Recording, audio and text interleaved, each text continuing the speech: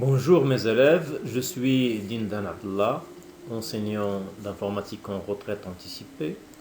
J'ai enseigné mes dernières années dans le centre de classe prépa d'Ibn Tahir à Al-Rashidia. Et dans ces conditions de confinement, je voudrais moi aussi contribuer avec des leçons d'informatique que je vais mettre en ligne. Ils seront destinés à tout élève étudiant l'informatique et en particulier pour les élèves de deuxième année des classes préparatoires MP et PC. Alors la leçon d'aujourd'hui s'intitule Algorithmique et complexité et qui aura comme objectif élaborer des algorithmes performants et efficaces, comprendre la notion de complexité d'un algorithme, on parlera des deux types de complexité, temporelle et spatiale, et aussi savoir estimer la complexité d'un algorithme itératif ou récursif. Je vais introduire ma leçon par une définition d'un algorithme. Alors un algorithme est une suite ordonnée d'opérations ou d'instructions qui permettent de résoudre un problème donné. Et on peut parler là de la qualité d'un algorithme qui doit être correct. Il faut que l'algorithme réalise correctement les tâches pour lesquelles il a été conçu. Il faut qu'il soit complet aussi, c'est-à-dire il faut que l'algorithme considère tous les cas possibles et donne un résultat dans chaque cas. Et il doit être efficace. Donc il faut que l'algorithme exécute sa tâche avec efficacité, c'est-à-dire avec un coût minimal. Et le coût pour un ordinateur, ça se mesure en termes de temps de calcul et d'espace mémoire nécessaire. Alors, pour chaque problème, on peut concevoir plusieurs algorithmes. Il existe bien souvent plusieurs algorithmes. Et là, on va parler de la qualité de l'algorithme et comment choisir le meilleur algorithme.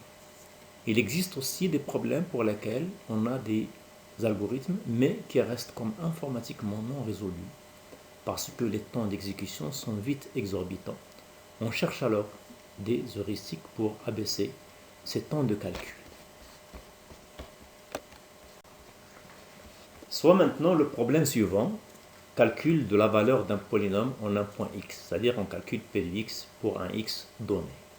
Alors soit p de x un polynôme de degré n, p de x égale a n xn plus a n moins 1 xn moins 1 jusqu'à a1x plus a0.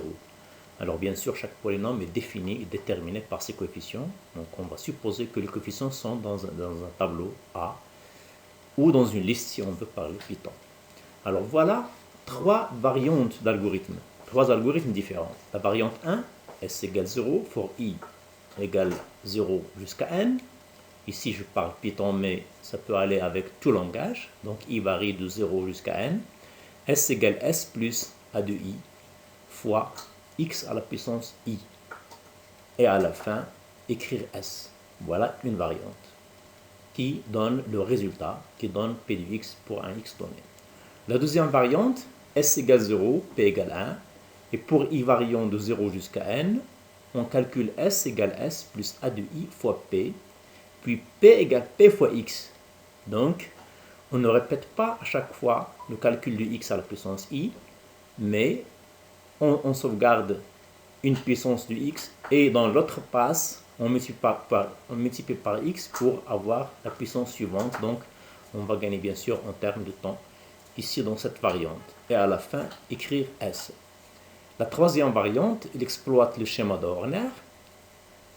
Et on a S égale à de n. Et pour I variant de n-1 jusqu'à 0, et c'est une boucle qui décrémente ici, S égale S fois X plus A de I, et à la fin, écrire S. Vous voyez qu'on a trois méthodes pour résoudre ce problème.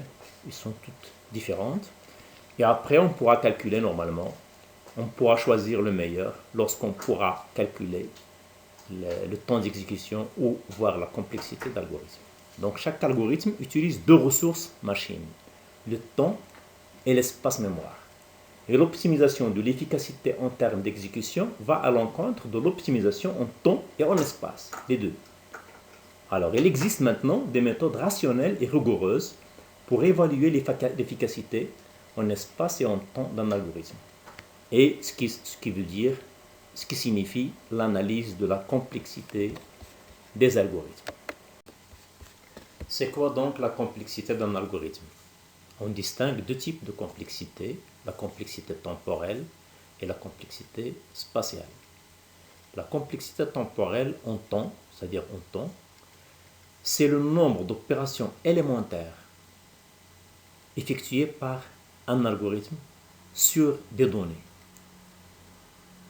Et les opérations élémentaires, je veux dire par opération élémentaire, tout ce qui concerne l'affectation, comparaison, opération arithmétique, lecture d'une donnée, écriture d'un résultat.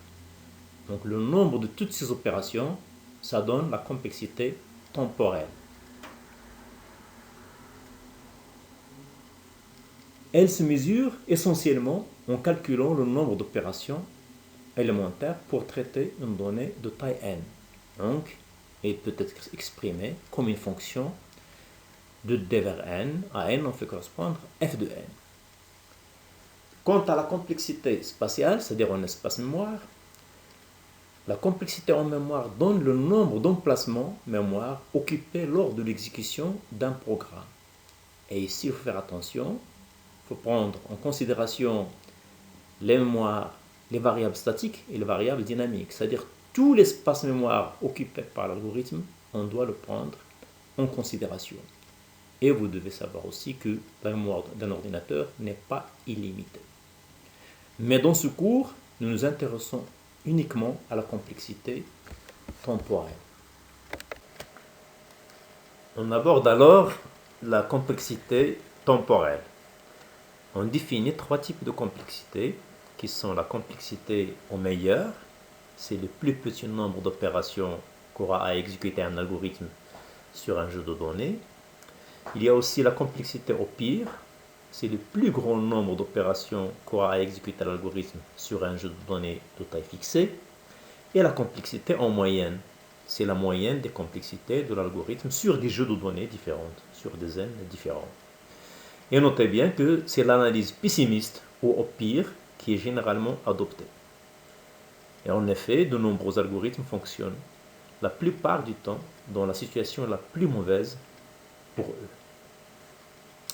Mathématiquement, si on veut voir la notation mathématique de la complexité temporelle, alors la notation grand O est celle qui est le plus communément utilisée pour expliquer formellement les performances d'un algorithme en termes de temps.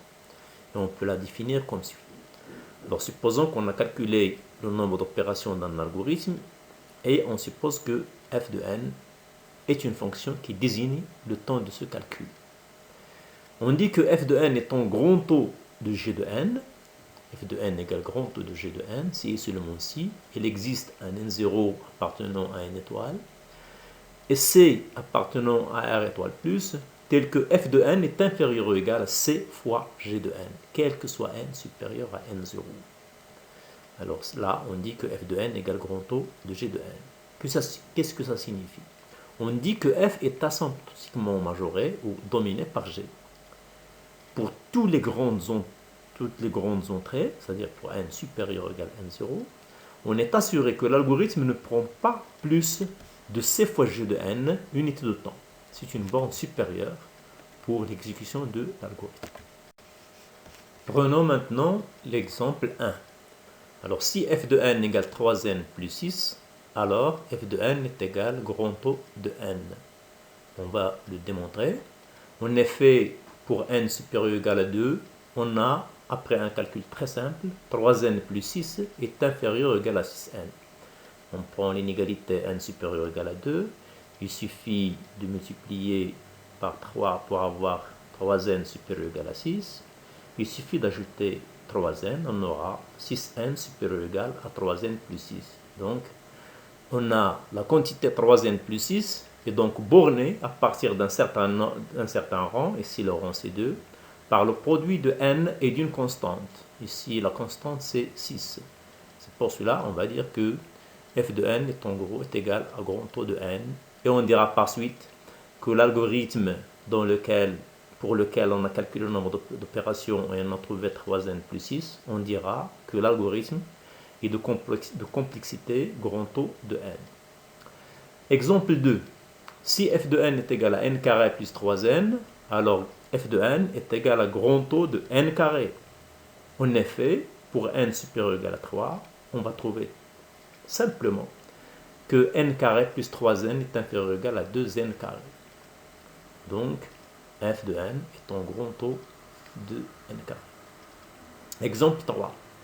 On suppose qu'on dispose d'un algorithme dont le temps d'exécution est décrit par la fonction f de n égale 3n carré plus 10n plus 10n.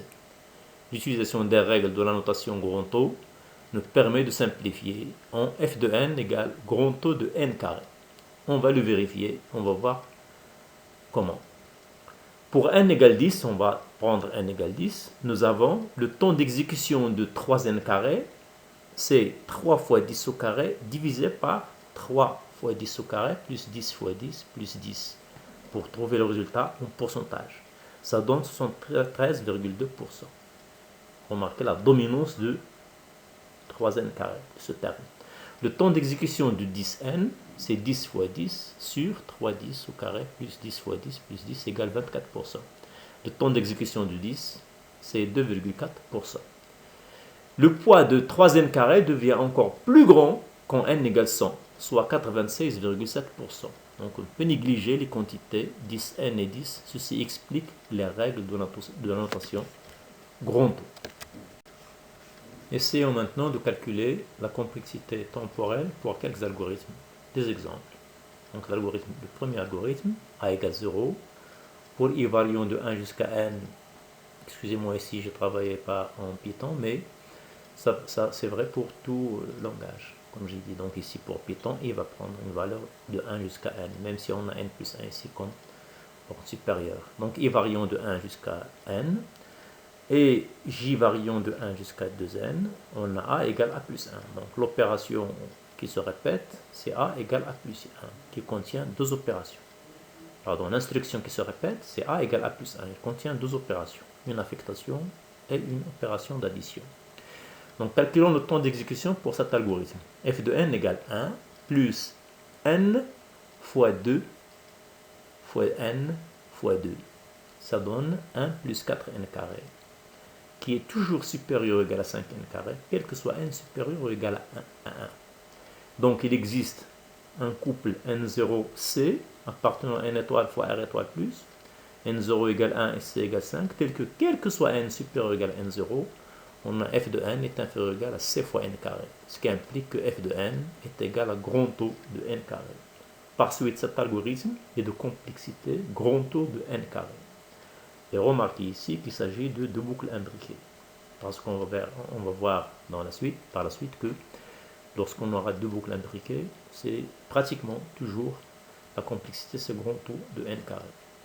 Autre exemple, s égale 0 pour i variant de 1 jusqu'à n, pour j variant de 1 jusqu'à i, et pour k variant de j jusqu'à n, on a s plus égale 1, qui veut dire s égale s plus 1. Alors calculons le temps d'exécution de cet algorithme, on aura f de n égale 1 plus, et remarquez ces formules, après calcul on aura le nombre d'opérations, f de n égale grand taux de n cube.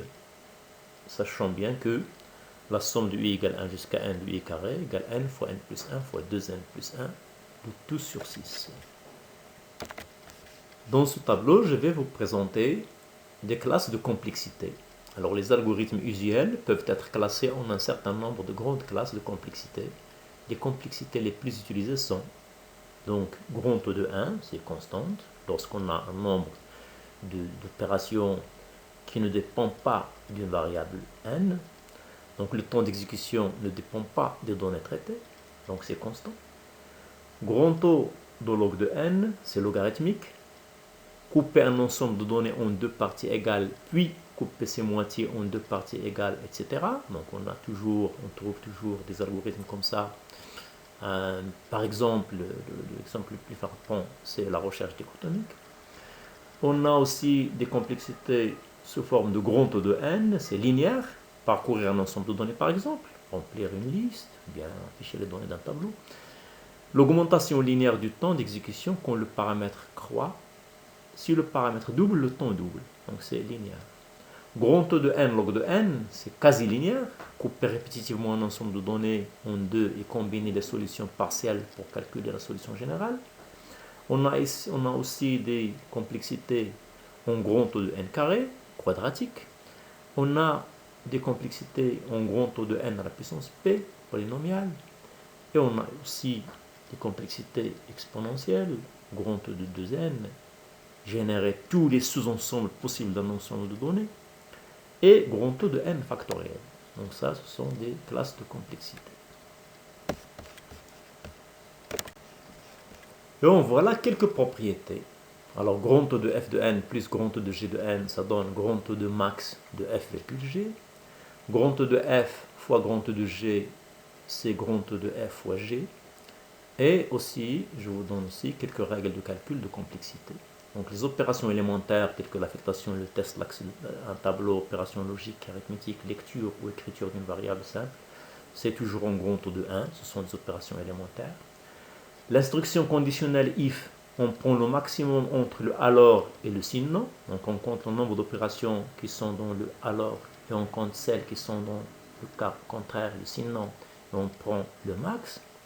La complexité de la boucle for est calculée par la complexité du corps. Donc on compte le nombre d'opérations qui sont dans le corps de la boucle, c'est-à-dire qu'on doit répéter, et on le multiplie par le nombre de fois qu'il a répété. Pour déterminer la complexité d'une boucle while, il faudra avant tout déterminer le nombre de fois que cette boucle est répétée, c'est très très important. Ensuite, le multiplier par la complexité du corps de cette boucle. Exemple de calcul de la complexité. Alors 1, initialiser une liste entière de taille n, donc i égale 0, while i inférieur à n, L de i égale 0, i égale i plus 1, donc c'est un algorithme très simple. Le temps est f de n égale 1 plus 2n, donc f de n est égal à grand O de n. On dit que la complexité de cet algorithme est en grand O de n. Deuxième algorithme, 3 instructions simples, consécutives. Donc ici f de n égale 3, donc la complexité est en grand O de 1. En général, si f de n égale c, on écrit f de n est égal grand O de 1, ton constant. Troisième exemple, si f de n égale c1n carré plus c2n, on a c1 n carré plus c2n est inférieur ou égal à c1 n carré plus c2 fois n carré, ce qui est très logique, égal à c1 plus c2 fois n carré pour tout n supérieur ou égal à 1. Donc f de n est inférieur ou égal à c fois n carré, avec c égale c1 plus c2 et n0 égale 1, donc f de n est en grand O de n carré. Donc si on a une forme f de n égale c1 n carré plus c2n, quel que soit c1 c2, on dira directement que f de n est en grand O de n carré. Autre exemple, somme égale 0 for i n range 1 à n plus 1, 1 somme plus égale i, c'est-à-dire somme égale somme plus i. Donc ici, f de n égale 1 plus n fois 2, donc le temps est en grand O de n. On dit la complexité de l'algorithme est en grand O de n. Deuxième exemple, ici, la complexité est en grand O de n carré, puisqu'il s'agit de deux boucles imbriquées. Le troisième exemple, on a trois boucles imbriquées, donc la complexité est en grand O de n carré, en n cube. On a une fonction ici qui fait le tri par sélection. Donc on a aussi deux boucles imbriquées à l'intérieur, donc la complexité est quadratique, il est en grand O de n carré. Et maintenant, voici le temps de calcul de l'algorithme récursif classique. Recherche dichotomique dans un tableau de n cases, c'est toujours t de n égale grand O de log 2 de n, logarithme binaire de n. Problème des tours de Hanoï, donc c'est le temps est en grand O de la puissance n. Calcul de factoriel n, temps linéaire, c'est en grand O de n. Évaluation de polynômes, on utilise surtout l'écriture de Horner, donc linéaire, sur le degré, c'est en grand O de n aussi. Et le très rapide, le quicksort, c'est t de n égale grand O de n, log de n. Étude d'un exemple, on va prendre un exemple maintenant. On va l'étudier, surtout les exemples où il y a les boucles while, où on doit savoir le nombre de répétitions. Ce n'est pas toujours facile, c'est un peu adéquat parfois. Alors, calcul de la somme des chiffres composant un nombre entier, n égale 3456 par exemple. On veut calculer la somme de ces chiffres, donc c'est un algorithme un peu classique qu'on fait avec les élèves en classe. Donc je réalise ici une fonction qui va calculer la somme des chiffres, donc s égale 0, tant que n différent de 0, r égale n div 10, r c'est le reste de la division entière de n par 10, s égale s plus r, et n égale n div 10, c'est-à-dire c'est le quotient entier de n par 10. Donc r c'est le reste d'une division entière de n par 10. Par exemple, si n égale 356, alors le reste de la division de n par 10 c'est 6. Et à la fin, lorsqu'on sort de la boucle, on écrit s. Donc c'est une boucle qui se répète jusqu'à n, tant que n est différent de 0. Alors on va analyser ce problème. Le problème consiste à trouver combien de fois la boucle while est répétée. Nous avons ce qui suit dans ce tableau. Les itérations k pour k, la première itération, deuxième itération, troisième itération jusqu'à la kème itération. On a les valeurs de n. C'est n, c'est le quotient de n par 10. Je dis ici c'est la division entière. Dans la deuxième passe, on va diviser ce qu'on a trouvé, on va le rediviser par 10, c'est une division entière toujours, donc c'est le quotient de n par 100 et ainsi de suite jusqu'à k. Donc à l'itération k, la valeur courante de n est n, c'est le quotient de la division du nombre n par 10 à la puissance k. Or, d'après l'algorithme, ce processus va s'arrêter dès que n, le quotient de n par 10 à la puissance k, soit inférieur à 10. Autrement dit, dès que 10 est égal à n sur 10 à la puissance k, c'est-à-dire si on introduit le logarithme sur les deux côtés de l'égalité, on aura, avec un petit calcul simple, que k plus 1 est égal à log de n. Donc le nombre d'itérations effectuées est k égale log de n moins 1. Par conséquent, la complexité de l'algorithme ci-dessus est en grand taux de log de n. Maintenant pour la recherche dichotomique. Donc voilà une fonction qui cherche un élément dans un tableau, un élément x dans un tableau donné. Et l'analyse va donner ceci. Le problème consiste à trouver combien de fois la boucle while est répétée. Nous avons ce qui suit, donc toujours un tableau, c'est similaire à l'exemple précédent. On a les valeurs de k, de 0 jusqu'à k. On a l'intervalle de recherche. Ici, c'est l'intervalle, c'est le tableau qui se divise. À chaque fois, on travaille sur une moitié du tableau. Donc l'intervalle de recherche, première recherche, c'est sur n éléments. Deuxième recherche sur la moitié du tableau, puis sur le quart, et ainsi de suite. Donc on arrêtera les itérations de la boucle while dès que la condition suivante est vérifiée. n sur 2 à la puissance k égale 1. Donc k égale grand taux de log 2 de n. Autrement dit, la complexité de cet algorithme, dans le pire des cas, est en grand taux de log de n. Alors en finale de ce cours, je vais vous parler un petit peu, entre parenthèses, des deux autres façons. C'est le grand oméga, qu'on peut définir comme suit. Soit f de n une fonction non négative, on a f de n égale grand oméga de g de n, s'il existe deux constantes positives, c et n0, telles que f de n est supérieur ou égal à c fois g de n. Remarquez, c'est différent du grand taux. Pour n supérieur à n0.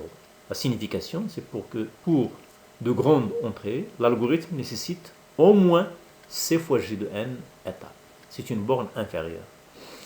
Et le grand état aussi, qu'on va définir comme suit, f égale grand état de g, f et g sont du même ordre de grandeur, s'il existe n0, c1 et c2, tel que pour tout n supérieur à n0, on a c1 fois g de n est inférieur ou égal à f de n est inférieur ou égal à c2 fois g de n. Le temps d'exécution d'un algorithme est grand état de h de n, s'il est à la fois en grand taux de h de n et grand oméga de h de n.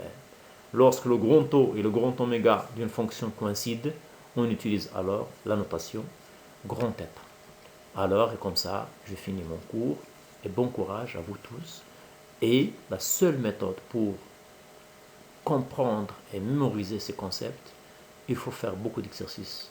En algorithme, toujours on dit, il faut forger pour devenir un forgeron. La meilleure façon, c'est beaucoup d'exercices. Il faut de l'exercice et il faut de l'intelligence. Alors, bon courage à vous tous.